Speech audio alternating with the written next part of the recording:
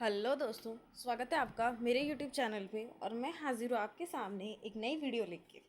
आज की हमारी इस वीडियो का टॉपिक है भारत और जापान के संबंध। तो चलिए शुरू करते हैं और इस टॉपिक को अच्छे से समझते हैं। आज का हमारा प्रश्न है, भारत और जापान के बीच संबंधों को स्पष्ट कीजिए। भारत और जापान के संबंध सदैव बहुत मजबूत और स्थिर रहे हैं। जापान की संस्कृति पर भारत में जन्मे बौद्ध धर्म का स्पष्ट प्रभाव देखा जा सकता है।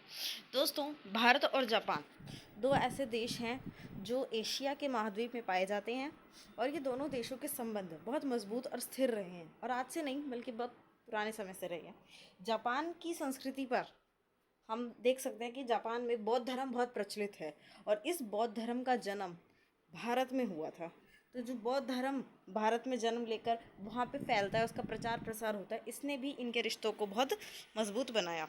भारत में जब स्वतंत्रता संघर्ष चल रहा था, आज़ादी के लिए संघर्ष चल रहा था, उस दौरान भी जापान की जो राजकीय सेना थी उसने सुभाष चंद्र बोस जी की आज़ाद हिंद फौज को सहायता प्रदान की थी।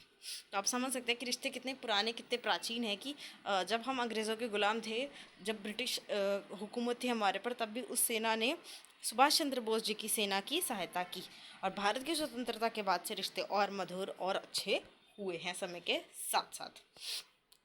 दोनों आधुनिक देशों ने पुराने संबंधों की सकारात्मक विरासत व सोच को जारी रखा है। ये जो दोनों आधुनिक देश हैं, उन्होंने जो पुराने संबंध चले आ रहे थे उनको आज भी जारी रखा गया। जितने भी नेता आते गए, चाहे वो भारत में चाहे वो जापान में, पीढ़ी दर पीढ़ी समय के साथ साथ अलग अलग नेता आते हैं, उन्होंने हमेशा इन संबंधों को वैसे ही मजबूत बना के रखा है।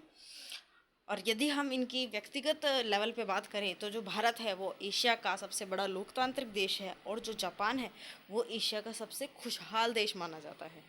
तो दो ऐसे अच्छे देशों के बीच के संबंध दोनों को मजबूत बनाने में सहायता प्रदान करते हैं।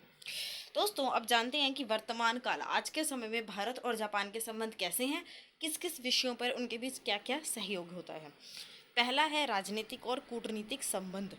भारत के स्वतंत्रता संघर्ष के दौरान जापान की जो शाही सेना थी उसने सुभाष चंद्र बोस जी की आज़ाद हिंद फौज की सहायता की थी, यह हमने पढ़ा है। फिर पूर्व प्रधानमंत्री मनमोहन सिंह सरकार की पूर्व की ओर देखो नीति ने भारत को जापान के साथ मधुर और पहले से बेहतर संबंध बनाने की ओर प्रेरित किया। देखिए दोस्तों, जो पूर्व प्रधानमंत्री थे हमारे मनमोहन सिंह, उन्होंने एक नीति बनाई थी, उनके कार्यकाल में एक नीति बनाई थी पूर्व की ओर देखो। यानी जो हमारे एशिया के जो पूर्व के ओर देश हैं, हमें उनके साथ भी अपने रिश्ते अच्छे करने चाहिए, मजबूत करने चाहिए। उसी नीति के तहत भारत के जापान के साथ और अच्छे रिश्ते और मजबूत रिश्ते बनाए गए। फिर दोस्तों हम देखते हैं दिसंबर 2006 में भारतीय प्रधानमंत्री की जापान यात्रा के दौरान भारत जापान सामरिक और वैश्विक साझेदारी समझौते पर हस्ताक्षर किए जाते हैं और ये भी इन दो देशों की दोस्ती का एक उदाहरण है। रक्षा के क्षेत्र में यदि हम देखें तो दोनों देशों के बीच 2007 से लगातार सहयोग मजबूत हुए हैं और दोनों देशों की सेनाओं ने कई संयुक्त रक्षा अभ्यास किए हैं। यानी ये जो मित्रता है, जो दोस्ती है, वो सैन्य क्षेत्र में भी हमें देखने को मिलती है क्योंकि दोनों देशों की सेनाएं मिलकर संयुक्त अभ्यास भी करती हैं। हमारे जो वर्तमान प्रधानमंत्री हैं नरेंद्र मोदी, उन्होंने भारतीय उपमहाद्वीप से जब उनकी पहली विदेश यात्रा होनी थी भारतीय उपमहाद्वीप के बाहर, तो उन्होंने अपनी द्विपक्षीय विदेश यात्रा के लिए सबसे पहले जापान को चुना। वे जापान गए थे सबसे पहले और दोनों प्रधानमंत्रियों ने ऐसे रिश्ते बनाने का निर्णय लिया जिसमें इस शताब्दी में दोनों देश तरक्की की राह पर चलें और दोनों देश और मजबूत बने। अब दोस्तों देखते हैं आर्थिक संबंध। आज के समय में यदि हम देखें तो भारत जापान द्विपक्षीय व्यापार जो है वो लगभग 14 अरब डॉलर का है, जिसे बढ़ाकर 25 अरब डॉलर करने का लक्ष्य रखा गया है। साथ ही जापान का भारत में लगभग 15 अरब डॉलर का प्रत्यक्ष विदेशी निवेश भी है। तो आप देख सकते हैं कि विदेशी व्यापार या आर्थिक संबंध आप कहें वो कितने मजबूत हैं। और जो जापान की कई कंपनियां जैसे सोनी, टोयोटा और होंडा ने अपनी उत्पादन इकाइयां भारत में स्थापित की हैं। जापान की कई कंपनियां हैं जैसे कि सोनी, टोयोटा और होंडा, इनके प्रोडक्शन हाउसेस, उत्पादन इकाइयां हमें भारत में भी देखने को मिलती हैं। भारत में भी उत्पादन करती हैं, इनके प्रोडक्शन हाउसेस हैं और भारत की जो आर्थिक विकास है इसमें भी अपना योगदान दे रही हैं। अगला पॉइंट है दोस्तों सामरिक संबंध। भारत और जापान के बीच जो है वो सैन्य संबंध भी बड़े करीबी हैं।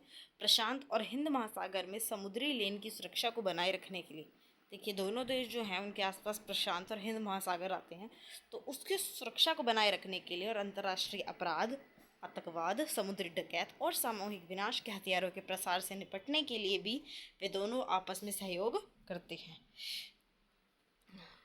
महासागर की सुरक्षा बनी रहे और जो अंतर्राष्ट्रीय अपराध, आतंकवाद है, समुद्री डकैत होते हैं और जो सामूहिक विनाश के हथियार जैसे कि परमाणु हथियार, एटम बम, इन सब से निपटने के लिए भी ये दोनों एक दूसरे के साथ सहयोग करते हैं, क्योंकि दोनों देश का लक्ष्य शांति को प्रायोरिटी देना है।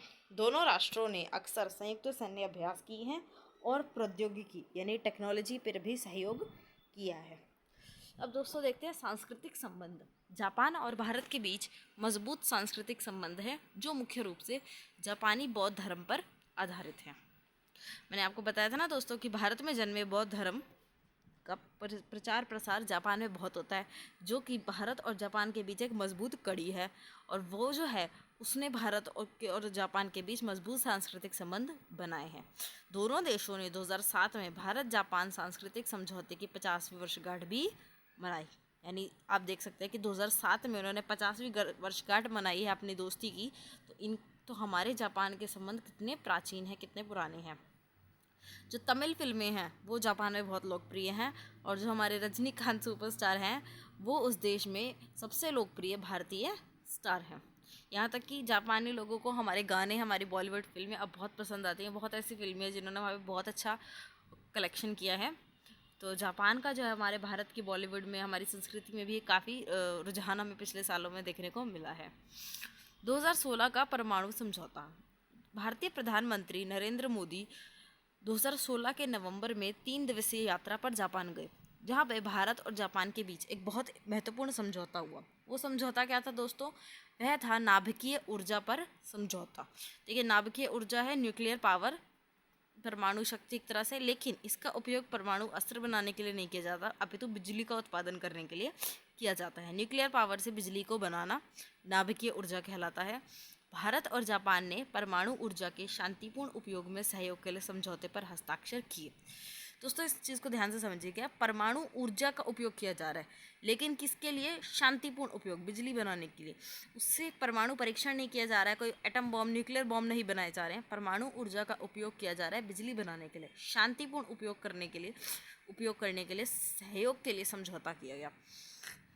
और ये एक ऐतिहासिक नागरिक परमाणु समझौता है, जिसके तहत जापान जो है वो परमाणु रिएक्टर ईंधन की आपूर्ति भारत को करेगा, साथ ही साथ टेक्नोलॉजी भी देगा।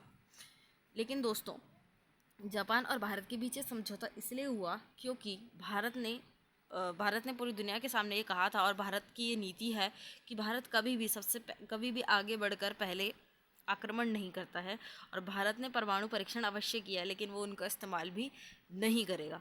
तो इसी कारण, और भारत ने जो संधि होती है उस पर साइन भी कर रखे हैं कि वो कभी भी एटम बम का आगे बढ़कर इस्तेमाल नहीं करेगा। तो इन्हीं कारणों से जापान ने भारत के साथ संधि पर हस्ताक्षर किए हैं।